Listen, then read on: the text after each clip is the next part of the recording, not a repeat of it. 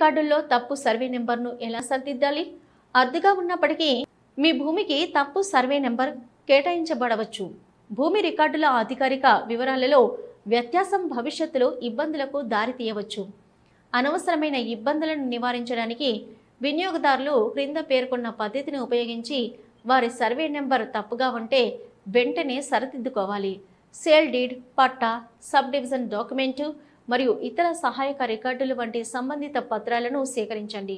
క్రమబద్ధీకరించబడిన సరిదిద్దడం కోసం చట్టపరమైన సహాయం తీసుకోండి. సర్వే నెంబర్ మరియు యజమాని వివరాలను ధృవీకరించడానికి క్షుణ్ణంగా పరిశోధన చేయండి.